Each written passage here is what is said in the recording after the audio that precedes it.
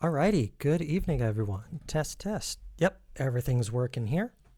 Welcome back, Coding Together. This is the Advent of Code Day 3 challenge. My name is Savani. I am a programmer with about 25 years of experience, and the whole point of my Coding Together series is just to let everybody see that even programmers with a lot of experience can struggle, and I struggle quite a lot. Anyway, come along for the ride with me while we try to figure out today's challenge. There's going to be 2 interruptions in the next few minutes. I have something baking in the oven and need to pull it out. Well, need to rotate it in about 2 minutes. So I'm actually going to get my splash screen going again as soon as my timer goes off. But we are looking at day 3 here. Here we go. So I took a look at this earlier today, and I'm not really sure how I'm going to solve it yet. So, as a review, Advent of Code is all about just solving a series of challenges, all of them related to Christmas in some way or another. And they build up, they frequently build on each other as the days pass. The theme this year is that we're searching for the chief historian, because if we don't have the chief historian, the sleigh cannot launch on December 25th. We're checking several locations. Yesterday, we were checking a nuclear reactor that they have at the North Pole. Now we're at the North Pole Toboggan Rental Shop, and our computers are having issues, so I have no idea if we have any chief historians in stock. Funny that. I wouldn't really expect a store of chief historians anywhere, but whatever. You're welcome to check the warehouse, says the mildly flustered shopkeeper. The historians head out to take a look. The shopkeeper turns to you. Any chance you can see why our computers are having issues again? The computer appears to be trying to run a program, but its memory, which is our puzzle input, is corrupted. All of the instructions have been jumbled up. It seems that the goal of the program is just to multiply some numbers, and it does that with instructions that look exactly like this pattern, where x and y right here are each 1 to 3 digit numbers. So we're looking for a whole bunch of MUL, open parenthesis, couple of digits, comma, a couple of digits, close parenthesis.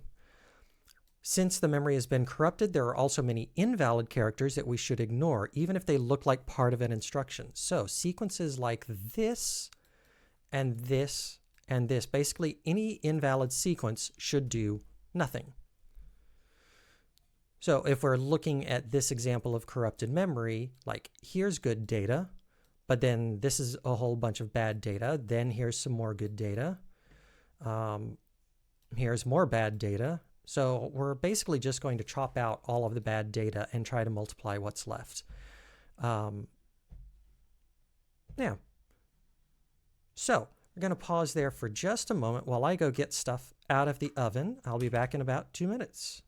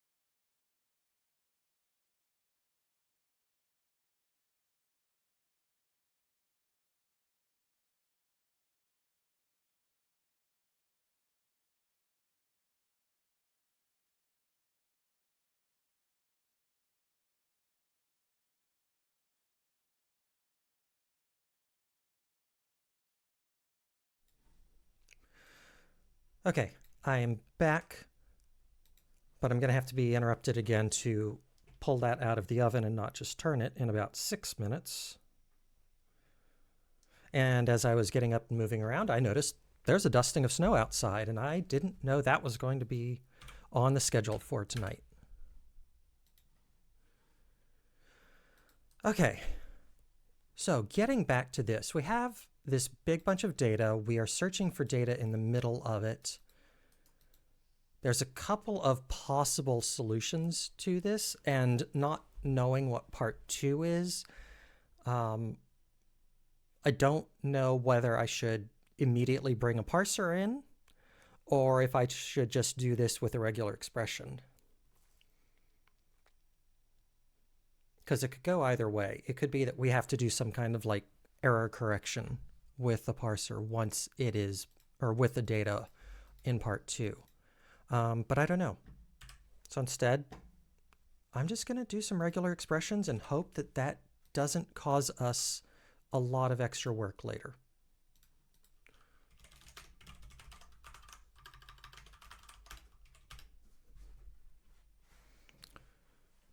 We're going to do the normal setup ritual. Vim source day3.rs.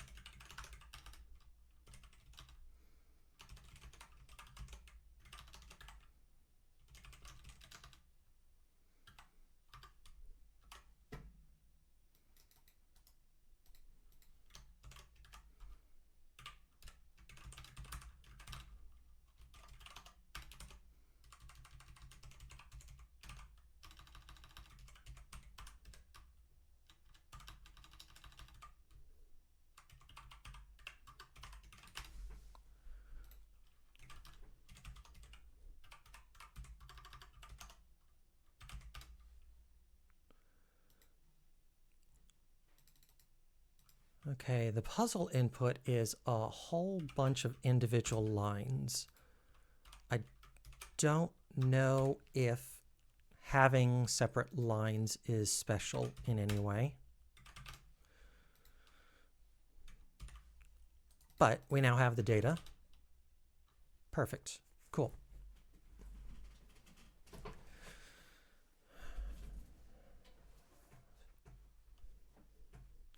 So we already know what the answer for the test is. I'm going to go ahead and define a test that's going to figure out the final answer. So it finds the correct answer. Got my music too high. There we go. That's better.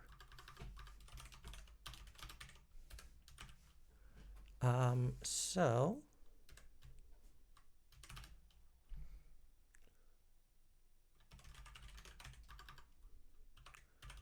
we're going to parse the input, and we're going to return a list of operations, I think.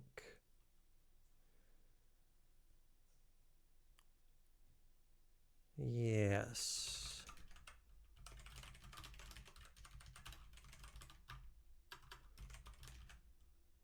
Actually, we're going to call them multiplications.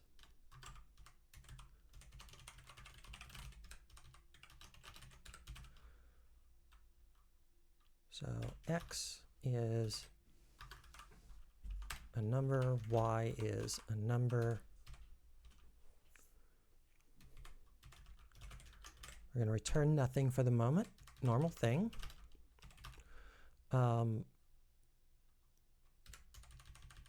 Just for the fun of it, implement multiplication, fn run self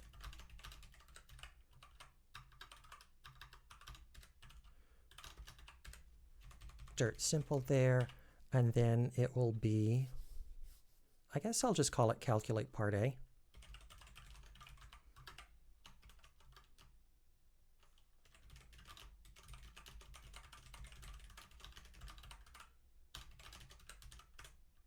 And we'll return 0 for now.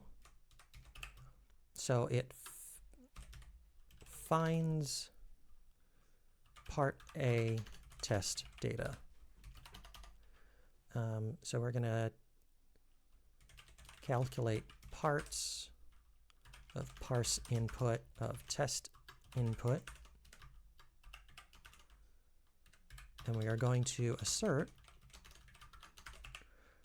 that this is adding up the result of each instruction produces 161.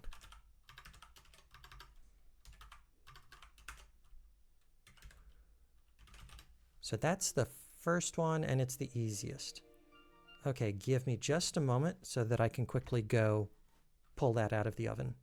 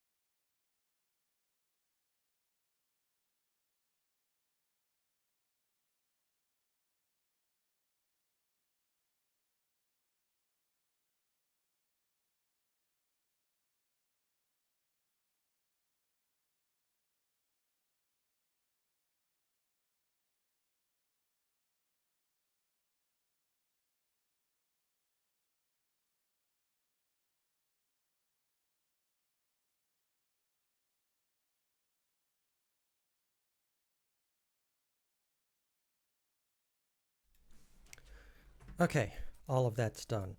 Normally I don't have things baking at this time of night, but I want a dessert tonight, and it takes 2 hours for it to cool.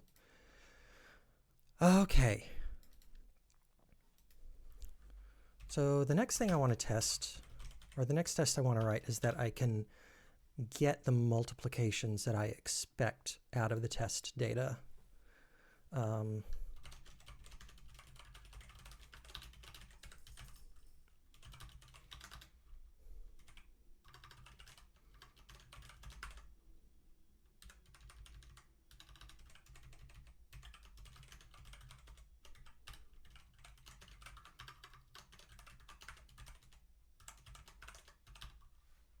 1, 2, 3, 4. We're expecting 4 results.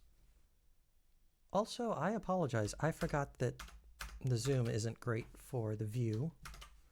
There we go. I don't have any active viewers at the moment to tell me these things, so for those of you watching later on YouTube, many apologies for that. Okay. So we're going to assert that we're going to get 4 multiplication lines out.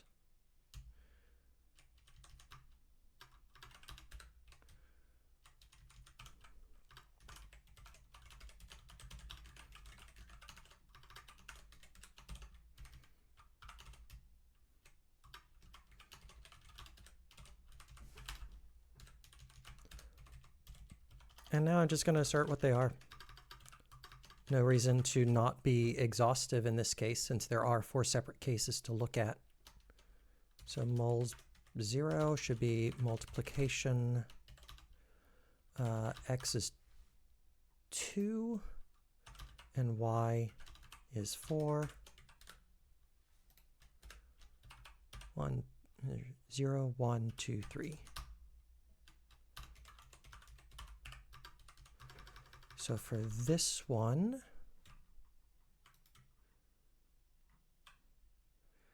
um, 5 and 5,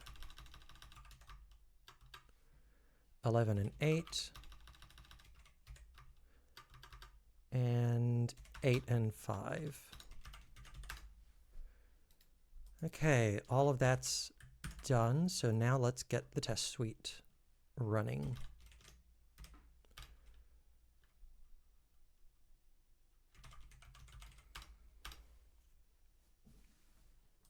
Okay, undeclared lifetime. Yeah, that makes sense. I don't need lifetimes here. And this I also want to have be unconsumed. We'll just consume it. And these need to be self.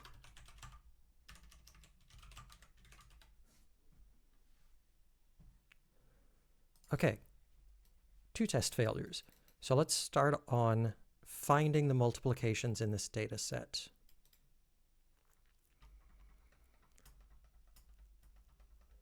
Yeah, they say that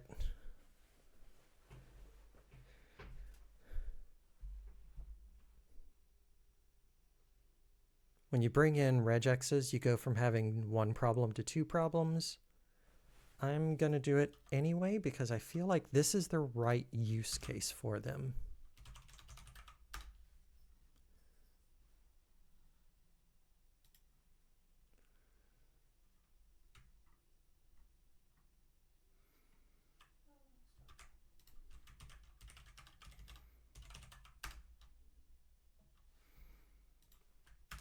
It's always tempting to go ahead and bring in nom parsers, but I use nom parsers basically twice a year, and so there's an entire procedure of ramping back up into how to use them.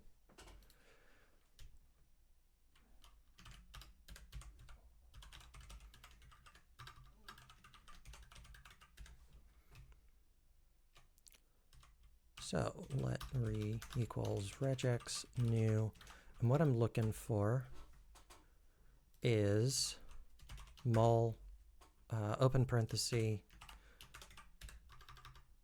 I'm going to unwrap this, and then let's see, syntax 0 through 9 plus, but that's not exactly right. I think, like, first of all, I think I have to escape the parentheses. And then we're going to do parentheses for 0 through 9, 1 to, like 3 copies of that.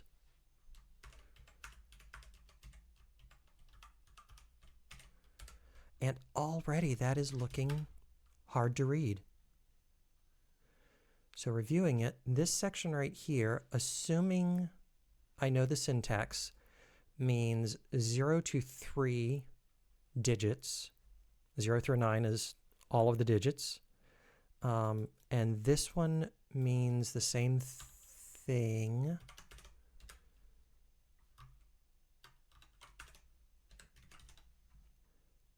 Both of these are wrapped in ordinary parentheses, so these should be capture groups. Then we've got the escaped parentheses to specify the parameter list within the data stream, and the MUL to specify that we're looking just for the multiplication.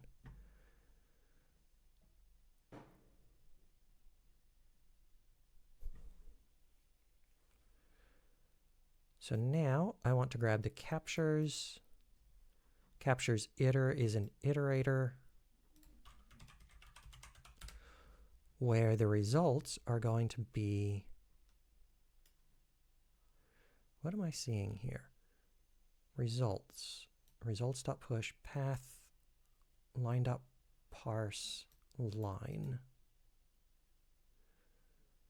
Something, something dark side. That doesn't seem right.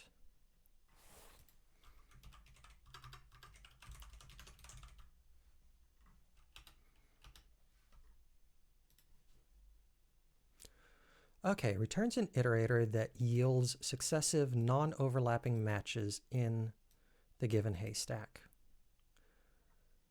Yields values of type captures. This is the same as regex find iter, but instead of only providing access to the overall match, each value yield includes access to all of the matches of all of the capture groups. Okay.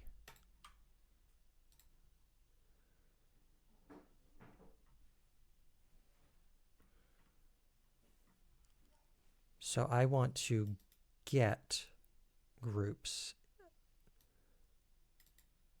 Returns the match associated with the capture group at index I. If I does not correspond to a capture group, or if the capture group did not participate in the match, then none is returned.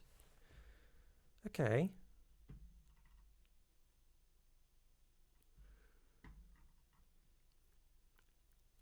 So in this case, substring 1 would be this. It's odd because this is looking like the capture groups are not 0 indexed. It's guaranteed to return a non-none value when I is 0, but what is it returning? Don't know.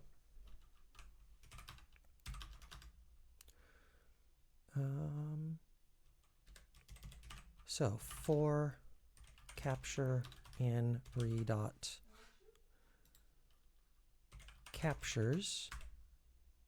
for the input string dot unwrap, let x equals capture dot get one dot map. So if the value is there, we want to map it and parse it. Actually, we'll do an and. What does get return? Is it an option? I don't know.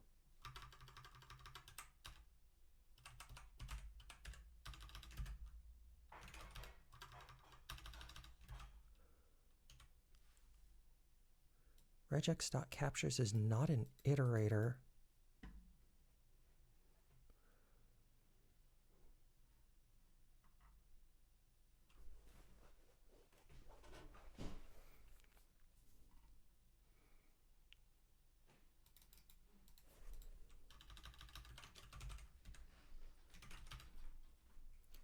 No method unwrap. So the first capture, I see. Okay, so this can return an option.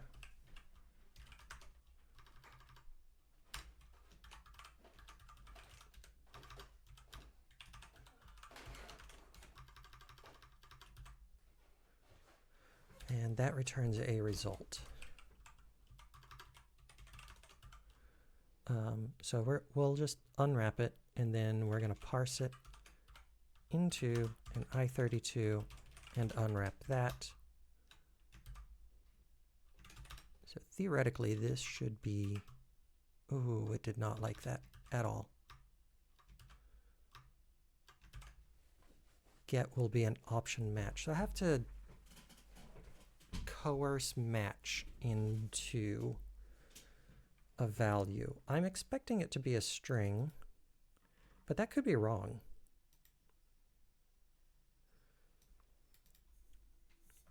Oops.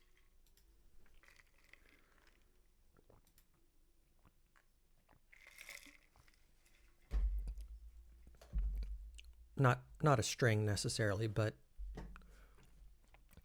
basically a range of bytes.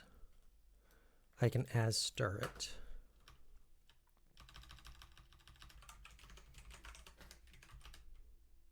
There we go.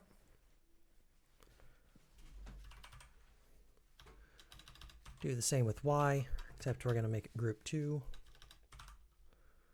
And then technically this doesn't have to be a for loop. This could be a map.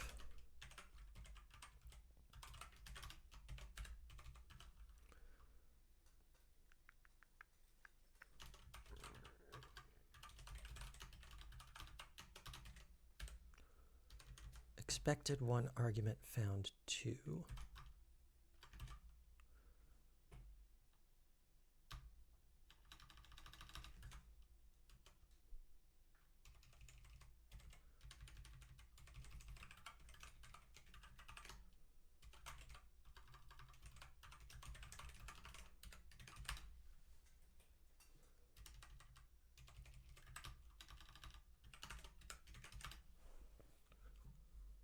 Mismatch types. Expected struct vec multiplication found something else entirely. Incidentally, I've been using NeoVim for years. I don't remember exactly which. I think I'm using the built-in language server support. I would love to figure out how to fix this problem of no word wrapping on the errors. I'd like it to be like a little window that pops up or something. So if you know what that is, please leave a comment and help me out here.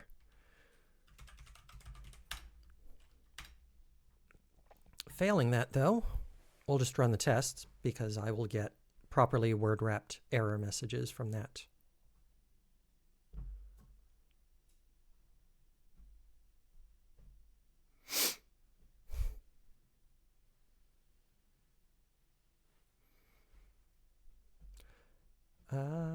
It expected a vec of multiplication. It found one multiplication.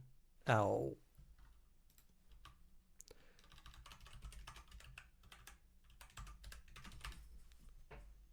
Okay. Now, is it correct? Okay, it is. Or wait. Yes, it does find the multiplications. So now we're just going to calculate it out, which is going to be lst.fold, start with a 0.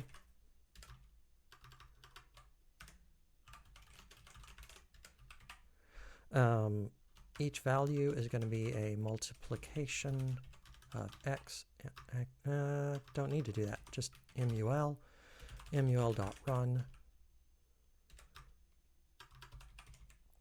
Receives an accumulator. It receives the multiplication, and we're going to do accumulator plus mul.run. And that should be the correct answer. Perfect. So that at least passes all of the tests. I'm going to plug it in here. So format, calculate part A, parse input.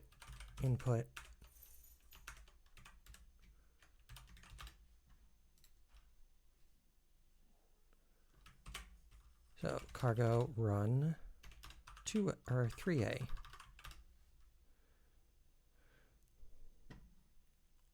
Okay, let's see if this is the right answer.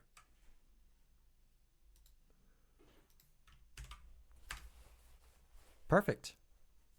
Part 2.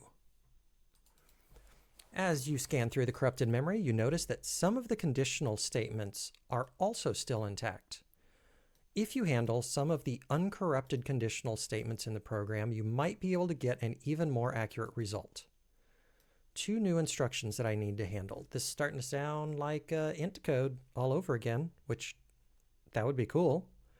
So the do instruction enables all future multiplication instructions. The don't instruction disables them. So only the most recent do or don't instruction applies. Okay, so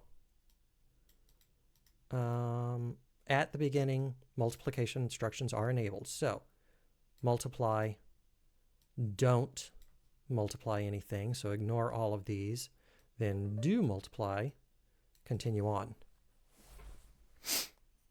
Fascinating. Okay, this is still going to be pretty easy, and I'm going to stick to a regular expression solution, at least for now. So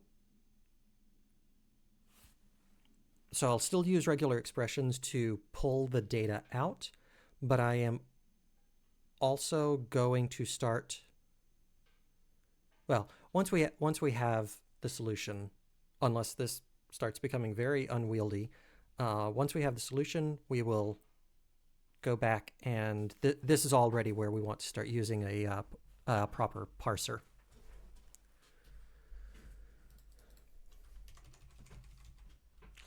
So, start out, let's enhance the language here. Derive, clone, debug, partial EQ. I'm going to keep the tests running because I want to keep all of that working correctly. But enum operation mult for multiplication, and then parse input needs to return a vec of operations.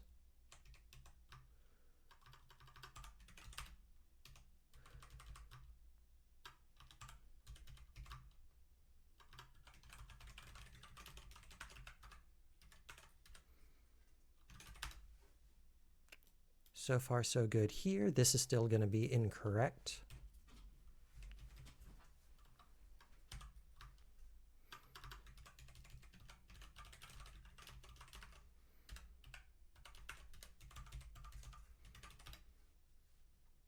Okay.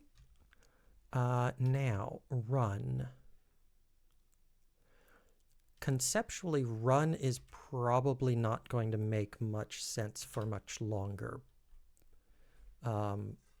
But we're still going to keep with it for the moment. So implement for operation fn run i32. This needs to be self. It's not even really a match statement. So I think it's just going to be self.0.run at the moment. No, it's not.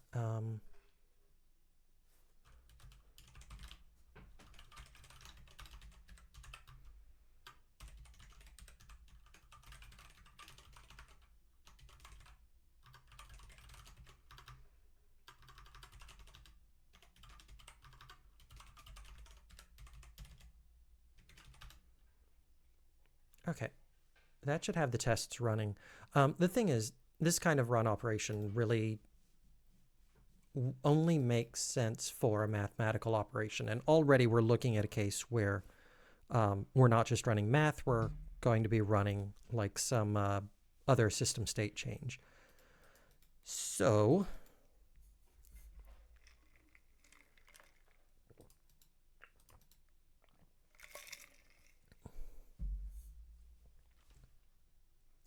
I'm going to give it an app state. So struct state mul enabled is a boolean, and value is ni32. And so the run operations are going to be, yes, an operation on self, but it's also going to consume the state, and it's going to return a state.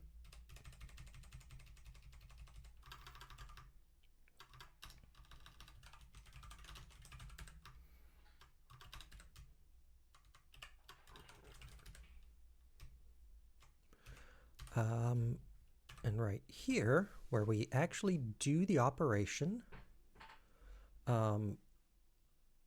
state.value plus equals, wait, yes, self.x times self.y.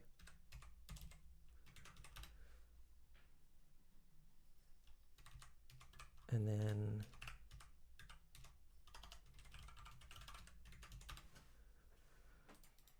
wait, that's not right. That's going to be right. Cannot assign. Okay. And then the calculator is now kind of incorrect. What we want to do now is initialize a state. I'm going to give it a default state.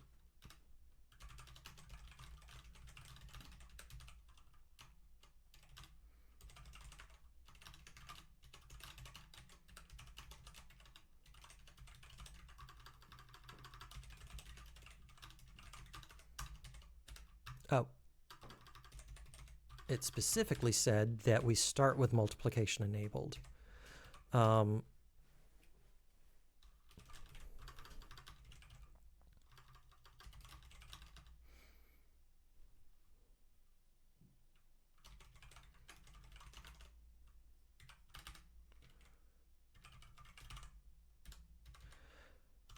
Okay, we've got an initial default state, then we want to walk down each operation. Each operation wants to consume the state and return a new one.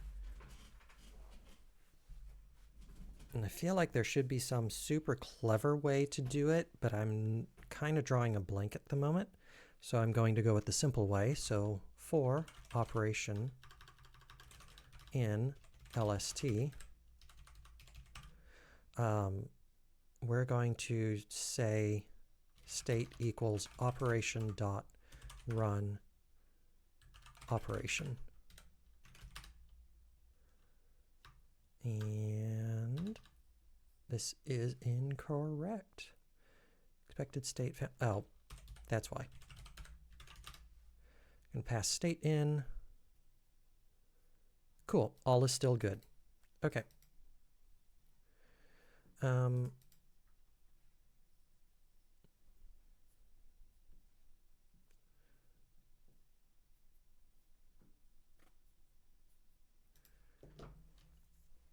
I want to, again, I want to keep part A working. So we're going to,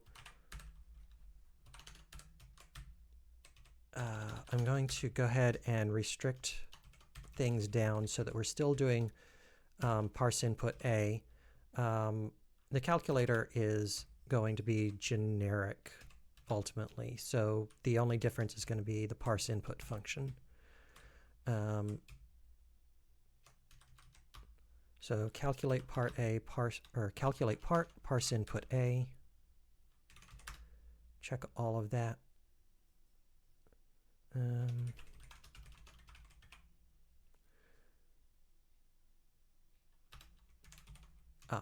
Here we go.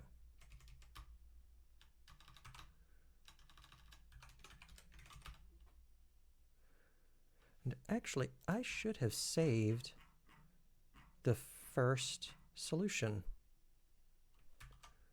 Is it right here? No, it's not.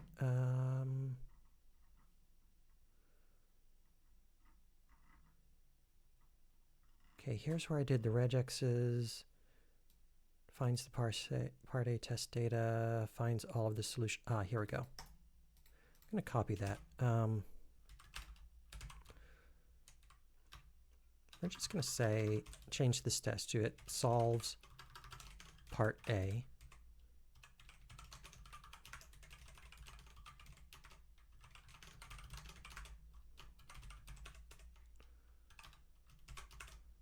And I'm just wanting to verify that the changes that I make still give the same solution that I put in the first one.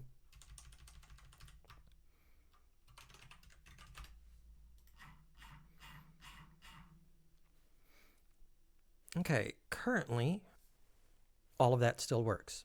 So now we're going to try part B.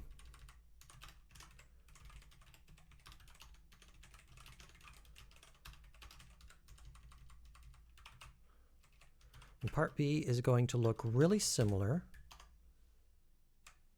but it has a different solution, which will be 48 for the test input, and I don't know what for the real input. I'm going to grab the part A parser and duplicate it for part B, which should still give me the wrong answer.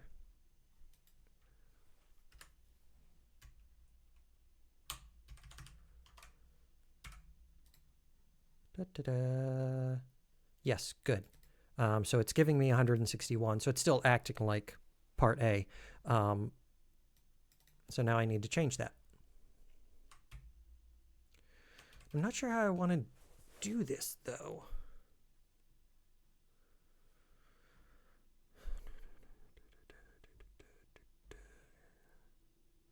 So what I know is that each capture here knows where it's located in the original string. Oh, yeah. So I can order them. Am I lucky enough that or not each capture, each match, can matches be sorted? It doesn't look like ORed or partial ORed. Yeah, okay, so no ordering has been created for this.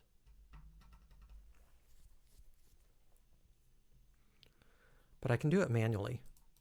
And I can do it based on the start value of each group, or of each match. So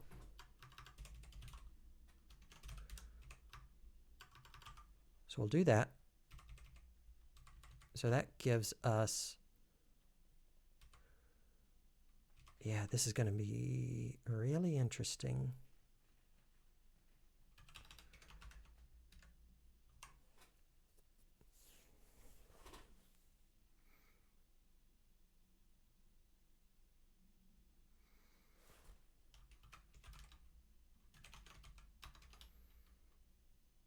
Oh, and then there's do and don't overlap one another.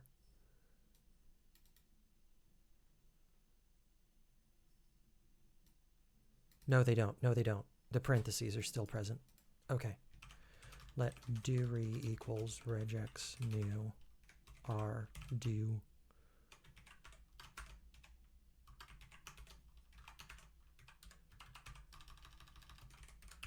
And don't.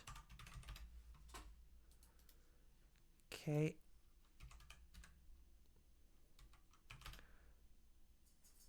So I think I want to go through and collect all of the captures.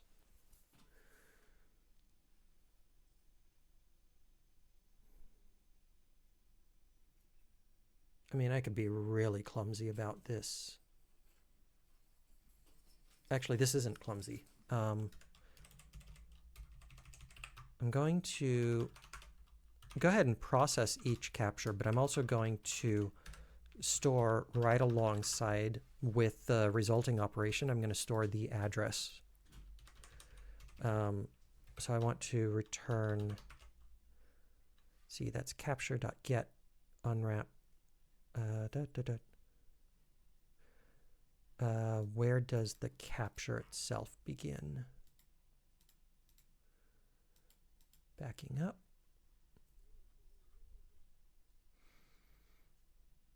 Captures.get name extract expand iter len index. Wait. I don't know what that does, but I don't think it's right. Wait. Substring by index. Oh yeah, no, that's not the right. Oh, that's not gonna work. It's not gonna work at all.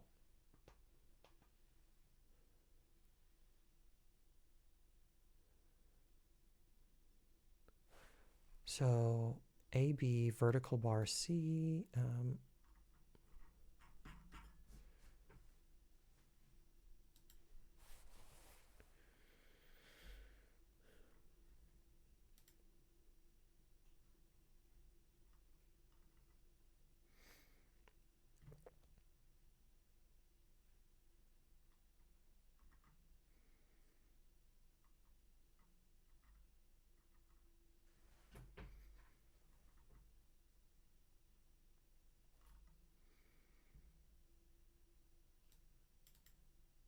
I'm just having trouble finding the syntax, the regex syntax.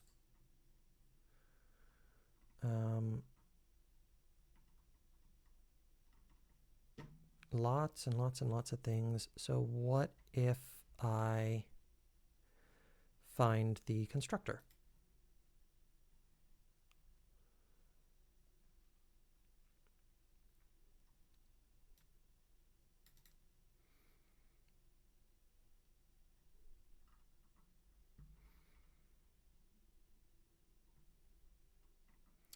It doesn't say, so let's try this. Regex or operator.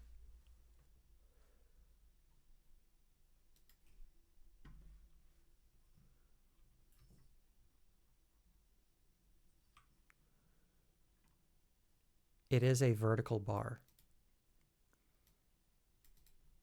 Okay. So that's what I'm going to do. So we'll say do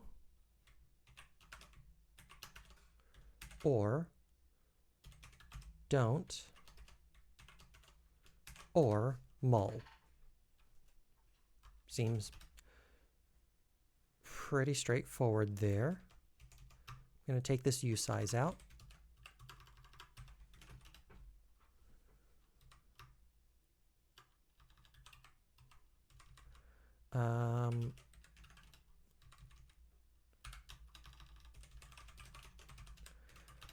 And then this should fail catastrophically when it works on, like, we should get some unwraps because not all of these have capture groups. So now I believe that what I want to do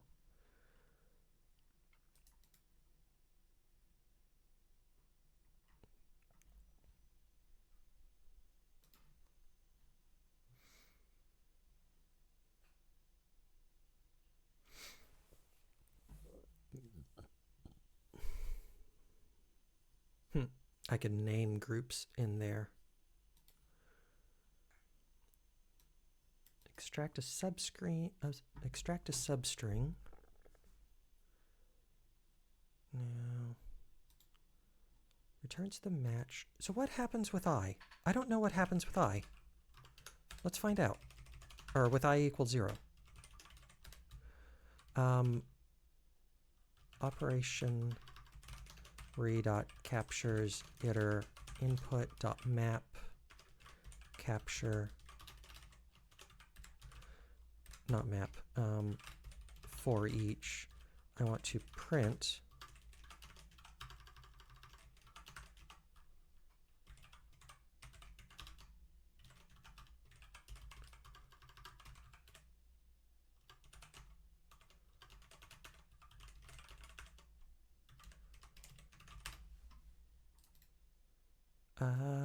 does not implement display. That makes sense. Can I asterisk it? Yes. Okay, so it is printing out exactly the data. It's not printing out do and don't. Am I failing to call part B or parse input B? Parse input B, so it solves part B. It's not, that's bad.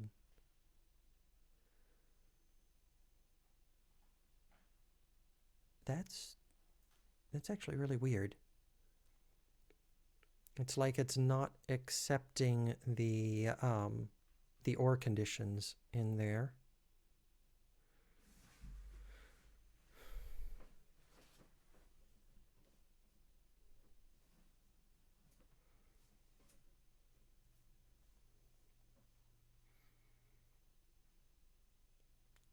There should be a multiply, there should be a do, then there should, yeah.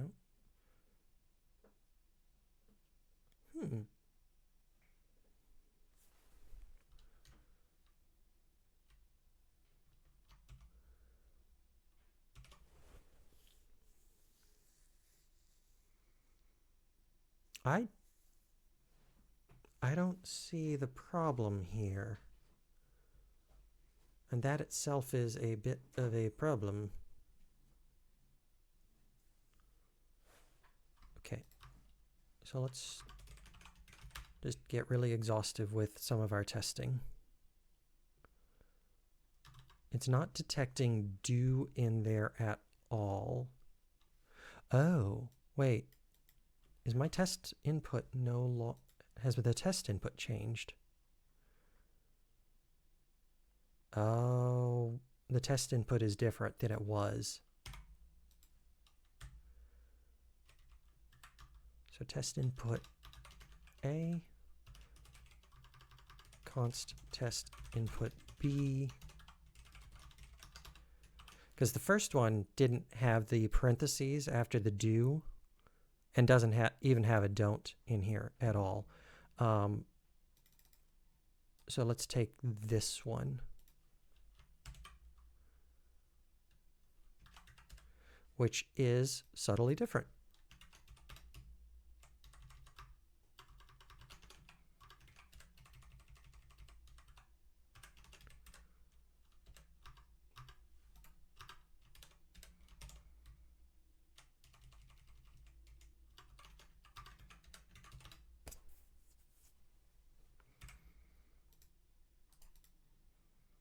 Okay, we get a multiplication, we get a don't, we get two multiplications, we get a do, we get a multiplication. That is correct.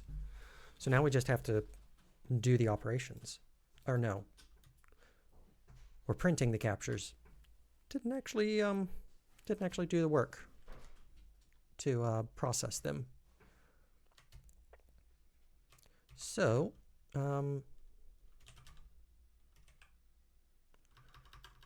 let's say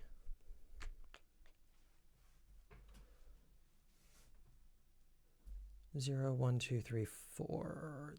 That should be enough. So we're going to match capture dot get 0 dot unwrap dot as stir and take a slice of 0 dot dot 3, 0 dot dot 4, and let's see here. We're going to match it against do. I want to make this an operation do.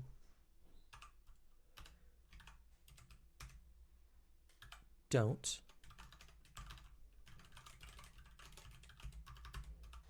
And then mul.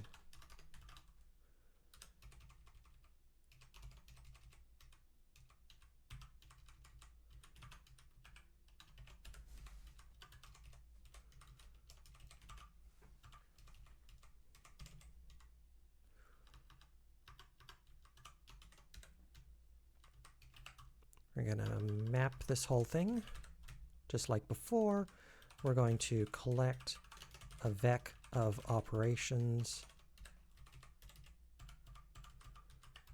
and return it. We're going to define these new operations.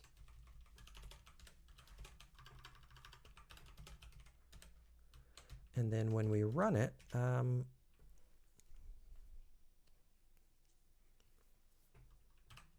so operation do is going to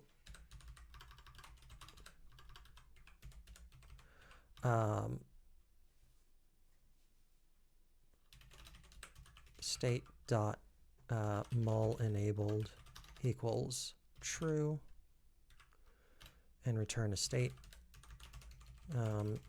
Don't is going to be mul enable false. Expected type.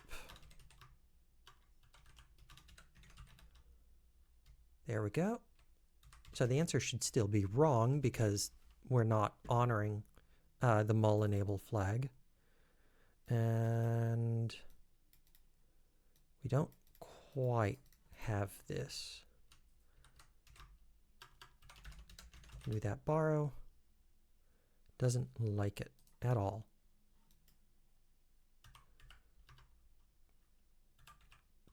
Can I do dot as stir? No. And it's angry right there.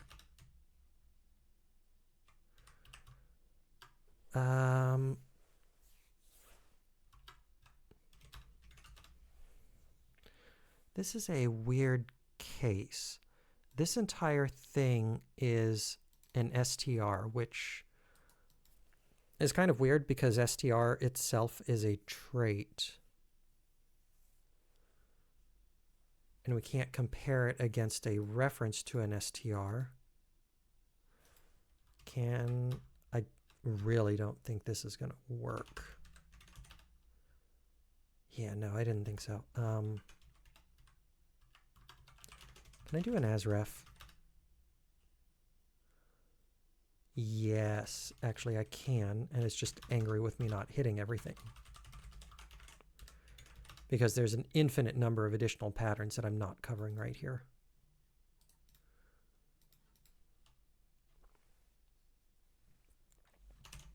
I'm going to print out the result of part B.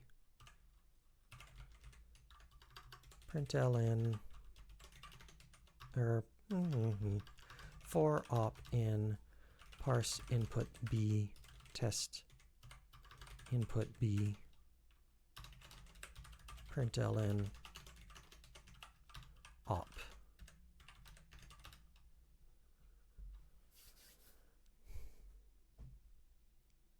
Here's hoping we get a multiplication. We get a don't mult do mult. That seems right. So if we run the whole thing, and if we are honoring the state correctly, so we go back up to multiplication. Let's see here. If state dot mul enabled, we're going to do this. And if it's not, we just return the state unchanged. And I want to rename mul enabled. No. Oof. There we go. Mult enabled. That's not the correct keystroke. There we go. And I actually expect the tests to work now. Perfect. So now we're going to solve part B.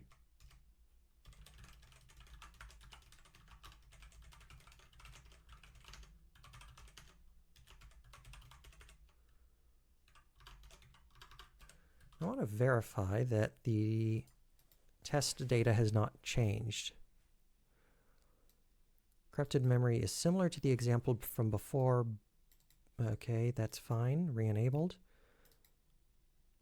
Handle the new instructions. What do you get if you add up all of the results just enabled? Okay, the puzzle input has not changed.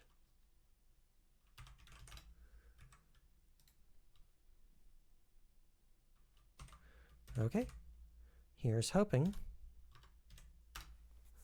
3B returns a very different number.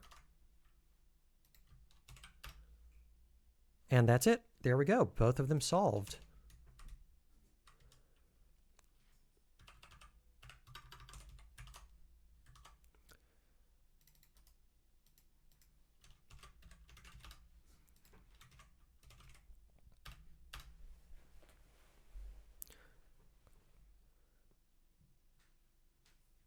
Oh.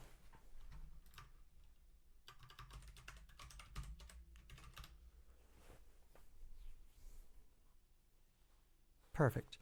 I'm going to go ahead and commit this, but I don't think I'm done tonight.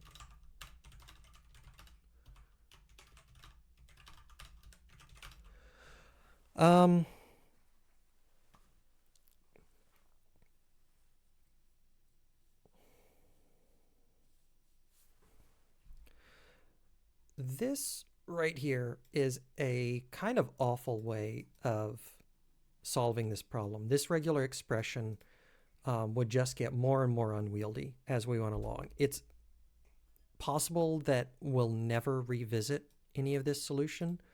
And it's also possible that we're going to build on this and build a full-on computer the way we did in, I guess it was 2019, which, by the way, I loved doing that.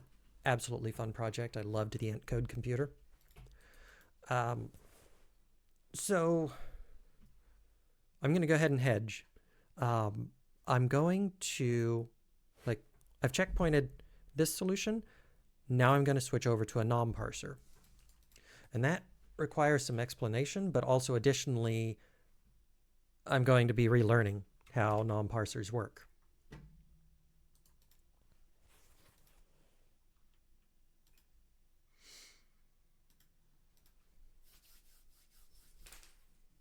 Yep. Oh, hang on. The dog has gotten a toy that he's not supposed to have. Hey, you. Let me have that. Oh, dear. I'll be back in a moment.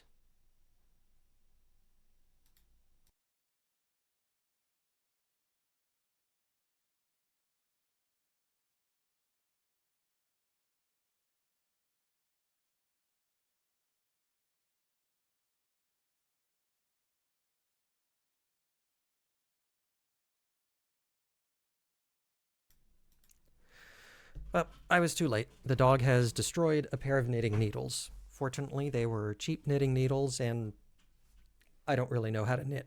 It's very hard. Knitting is very hard for me. I do crochet projects instead.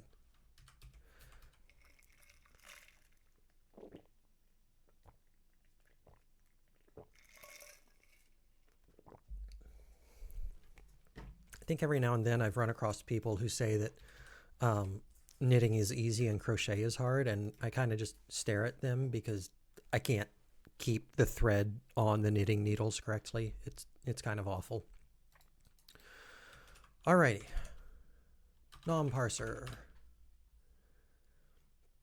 So if you have never used them before, nom parsers are this concept of building up a whole bunch of functions that when they're working together are going to maintain a state machine in the background where you're going to process one byte at a time running down the state machine and specify the conditions when the state machine should emit some kind of end value. So the way it would work is with a nom parser, when we're running down this and we're looking for the do and the don't and the mull, there's going to be some background state that is keeping track of like the current input. Let's see, what else would it? Really, it only looks at the current input, and then it keeps track of what we're currently building up or processing. So if we're processing this, we hit the X isn't going to match anything. So it's not going to change the state of what we're currently building up. But as soon as we hit the M, it's going to have a couple of parsers specified, and the M is going to match one of them. And so it's going to set, and so this state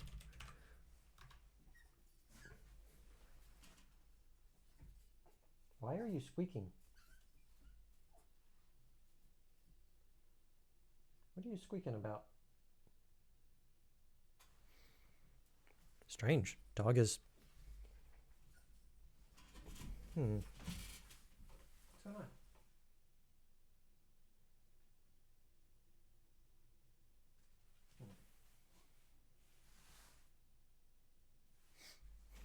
It's like he's chasing his own tail, but also squeaking at the same time, which is a little bit concerning.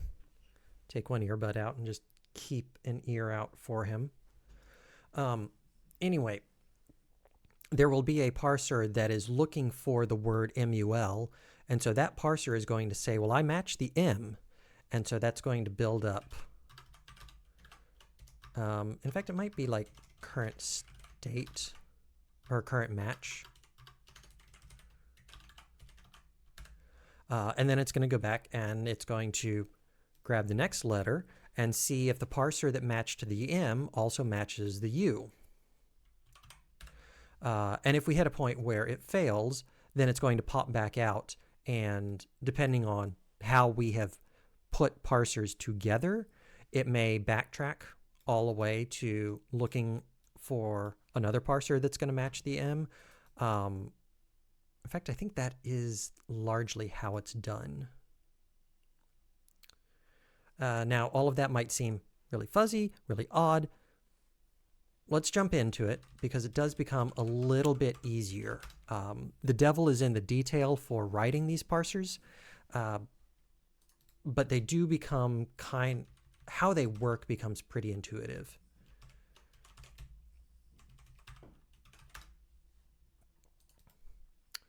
We are still going to return a vector of operations. We start out with this input and cargo add nom. Cool. And the way I want to, I need to choose a combinator guide. And this top function, parse input B, needs to return. I'm not sure, so I'm going to go back to an empty vec. And for good measure, I'm going to move it down here so I have all of my functions grouped together. So let's see here. I want, like, the most basic operation here is I want fn match do. Yeah, that's what I want to do. And every function in the nom parser takes an input string, and it's going to return an I result, and I think that's like an intermediate result to indicate that the parser isn't complete, or that the parser is complete and found something, or that the parser is or that the parser failed. In fact, for good measure, let's just take a look.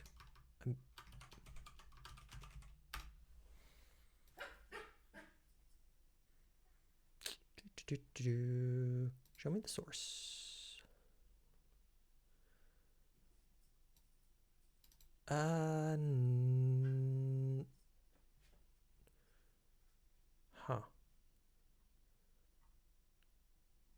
Holds the result of parsing functions. It depends on the type, on the input type, the output type, and the error type. Maybe not.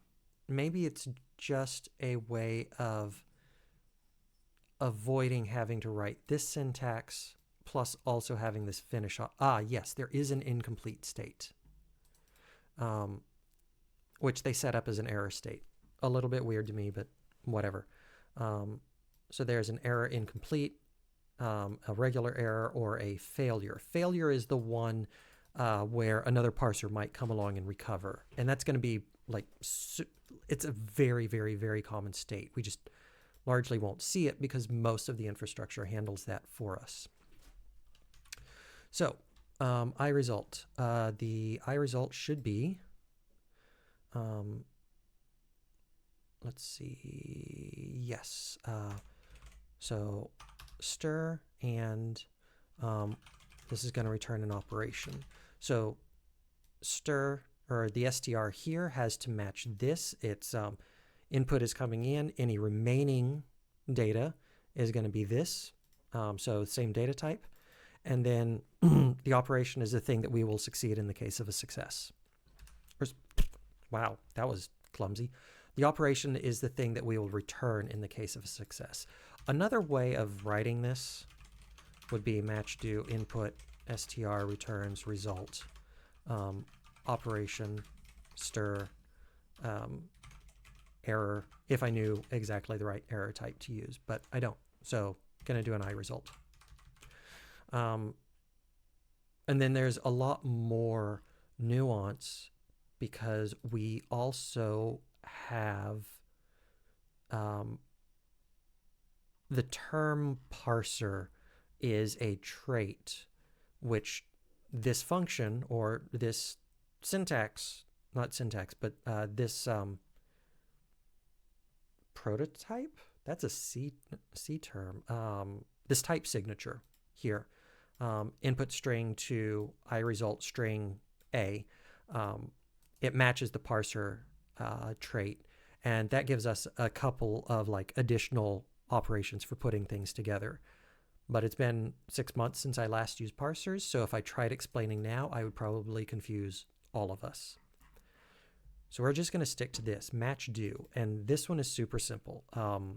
So we say let, how did this work? Let, right, okay.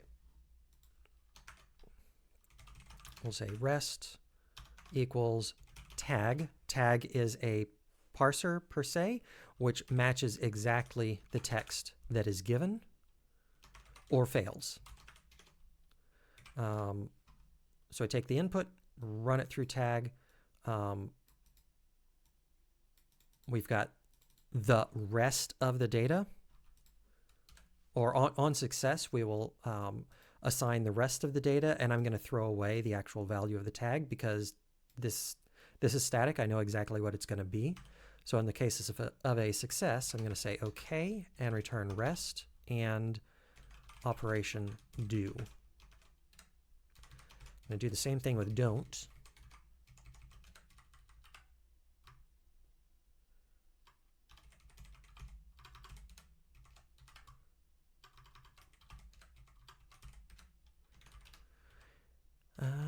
iResult has not been imported, so nom iResult, cool. Then tag nom bytes complete. I always use the complete parsers.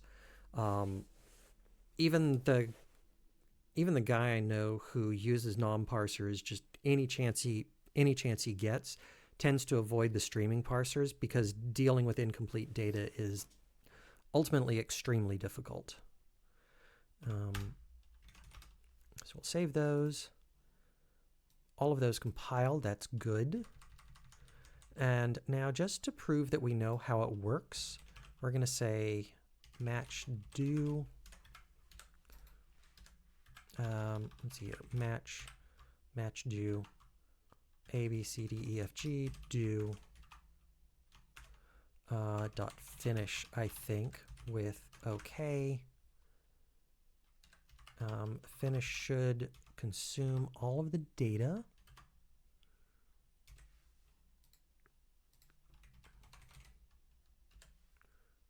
Oh, that might be wrong. Hex color, okay. Okay, yes. I think finish will discard all remaining data. So I'm expecting an OK operation do.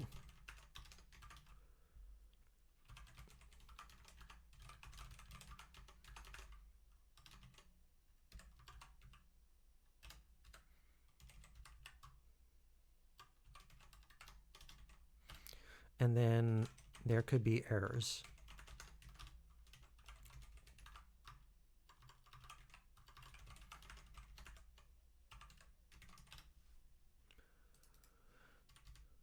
No method finish found for result.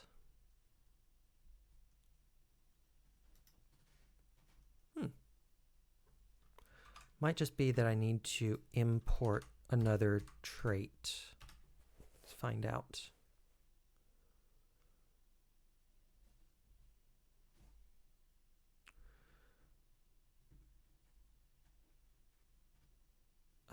Yes, it is. Awesome. And then since we're not doing anything with any data, we're just going to return an empty vec. Expected types, or mismatch types, expected tuple. Okay. I don't care about the rest of the data, though it should be empty. In fact, I'm going to assert that. And this needs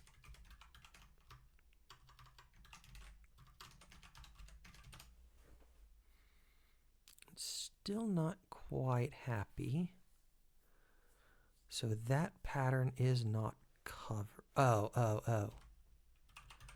The pattern where a different operation gets returned, because my match do only returns, or my match do and my match don't can return any operation, which isn't necessarily good type design, but I don't care.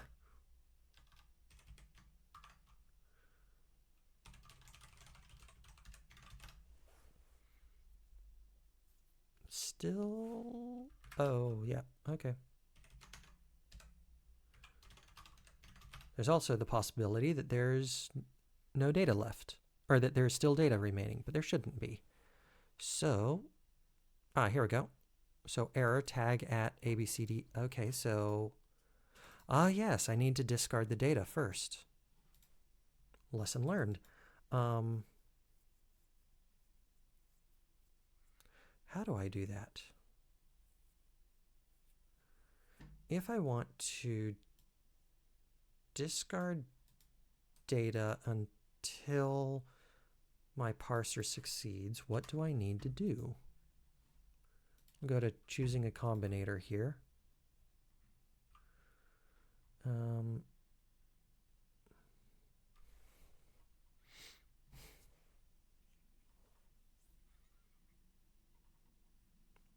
I actually might never have written a parser that has to deal with bad data.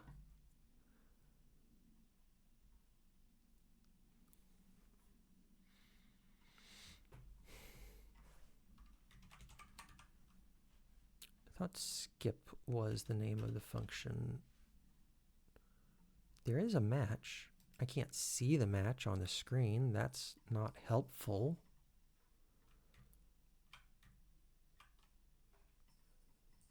Da, da, da, da, da, da.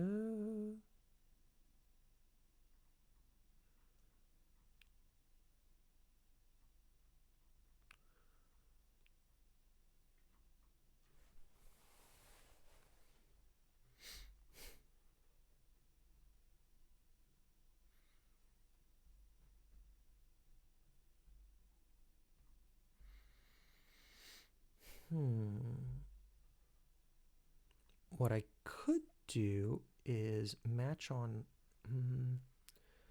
everything except this. So like Alt here allows me to specify two different parsers, and if the first one fails, the second one runs.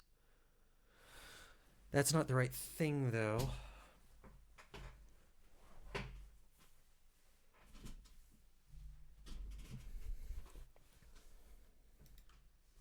Custom input types, error management, home, making a new parser from scratch, nom recipes. Maybe there's something in here. White space, comments. So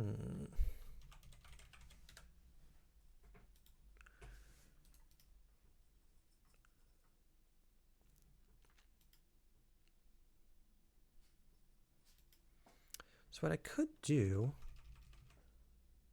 is try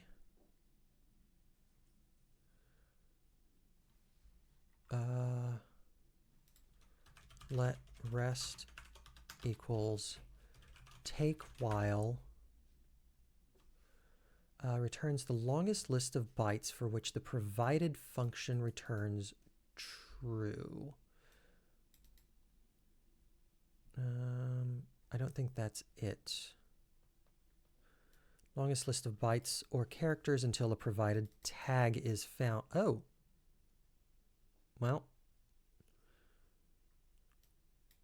This is it right here. Yeah, okay. Take while do input rest. So I think what it's gonna do, not take while, take until. So take until world, when given hello world, is going to return okay world and hello. So this is going to be rest right here, this parameter, and the hello would be this thing that I'm throwing away.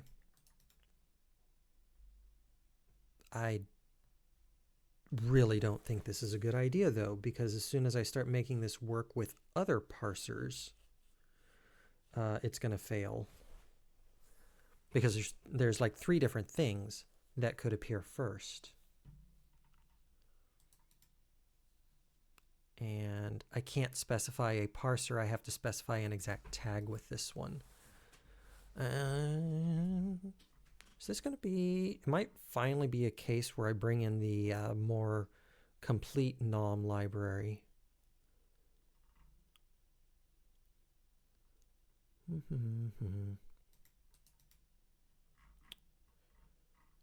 Let's see here. So I'm going to keep these. FN discard until match.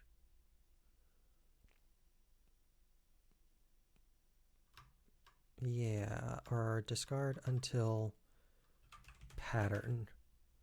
We take the input data and we take a parser. I'm going to specify it as F.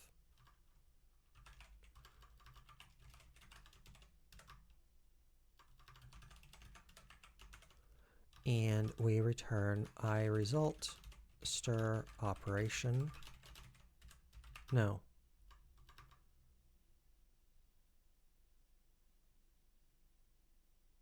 Maybe.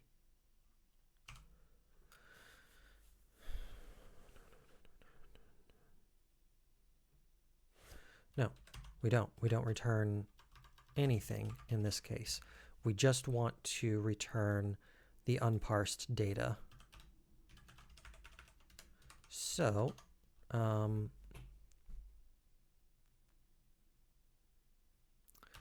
do we do this?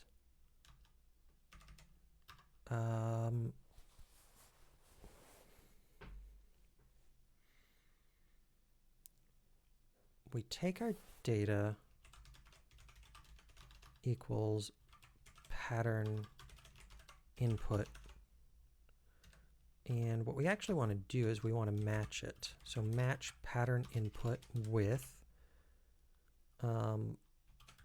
OK. We don't care what we get or do.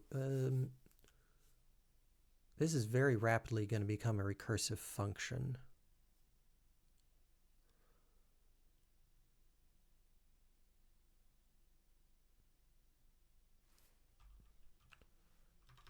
Okay, if it's okay, we don't care what we get. We actually need to return input and nothing. Okay. If it is an error,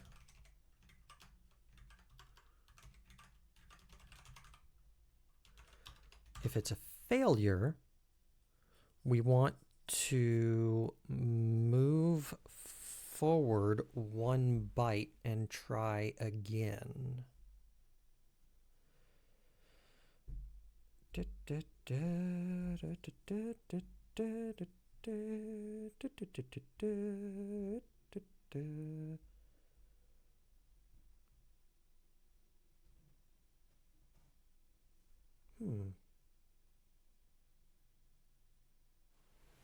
Yeah, okay. So let current equals input, pattern current start .len. No. We just want to check it against current. In the case of a failure, we want to say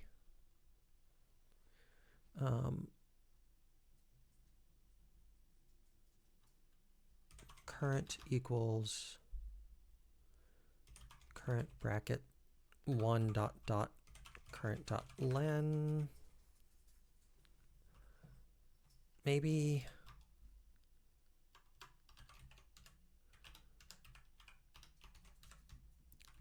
we're going to make this mutable. Expected string found stir. So can we asref it? Maybe. Okay. Match don't is never used. Oh, yeah, that's incorrect. And then while current.len is great, or while not current dot is empty, we're going to do this. And if it ever reaches empty, we want to return a failure of this parser. And I don't know what this error type is, so I need to track that down.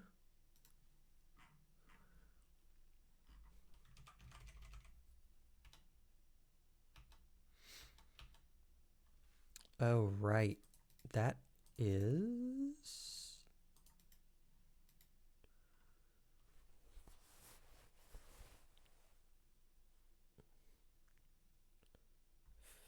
An error works like an error case, except it indicates an unrecoverable error. We cannot backtrack and test another parser. I was wrong. Failure is the wrong thing, which is very counterintuitive to me. Error with C, an error that can be built from the input position.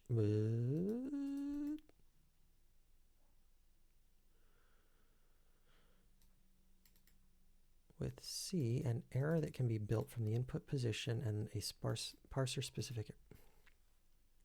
That's not helpful. But I did find the error type. So instead of failure, so if it's a failure, we should just return.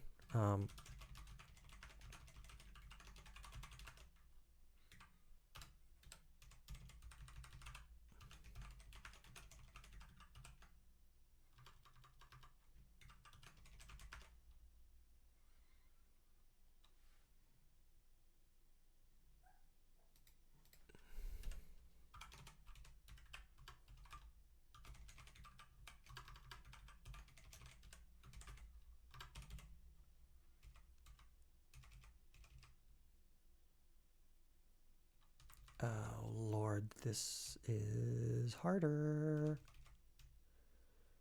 Pub struct error. I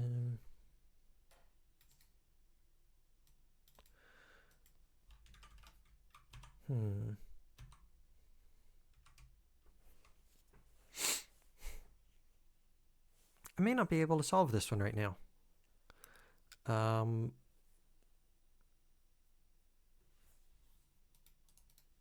Because the whole problem is that this is an alias for the result type, which is result. Oh, wait. Oh, that's what I want. It's actually that.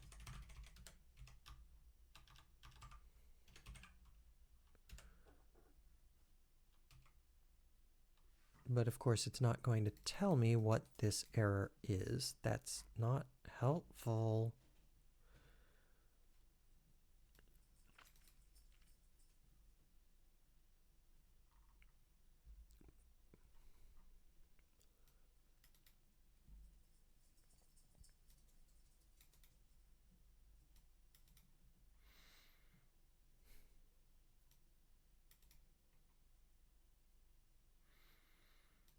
Type iResult equals result IO error E. Oh.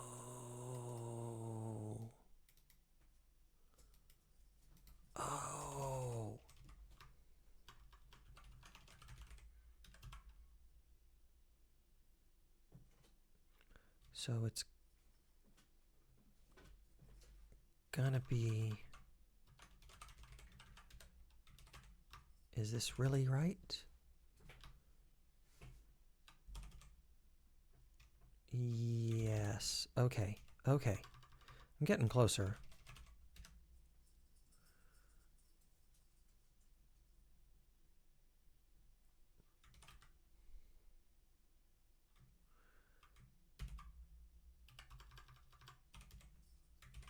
The naming is quite challenging with this, but I think I've got it. And then I hit the wrong button and my cursor goes somewhere.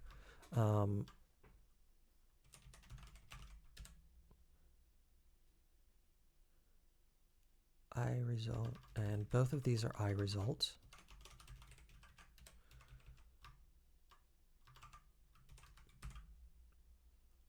Which, no, these are not iResults. So it's okay. It's error. And what can be stored in that is itself an error, which is a little confusing. It's an unfortunate naming scheme. Try wrapping the expression in that. But I don't want to, because I want to return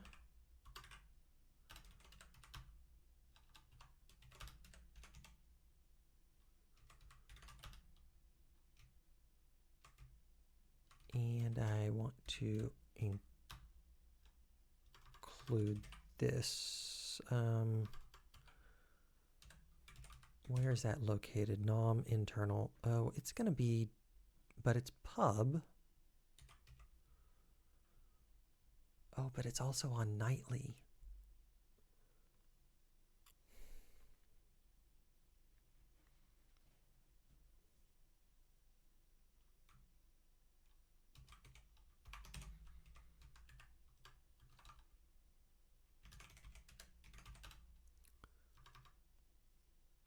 Okay, it accepted that. Okay.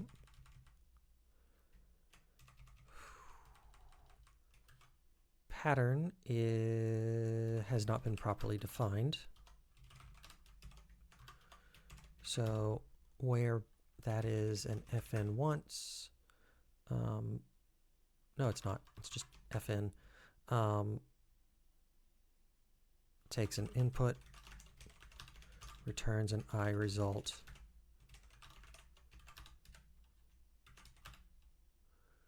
That. Oh, wait. Okay, format all of that out. And then this is incorrect, but this should be correct. Incomplete. Incomplete is not covered. What do I do if it is incomplete? I think I will just return.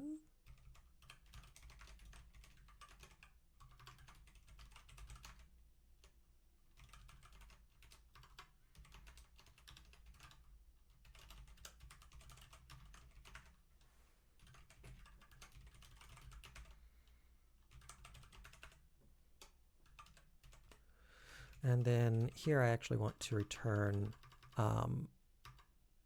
an error, not a failure. And I have no idea what I want to put here.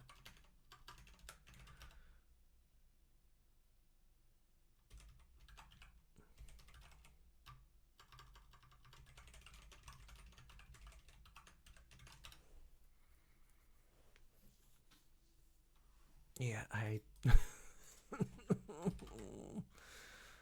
oh, this is dependent on the error type, which is an E, which could be just about anything.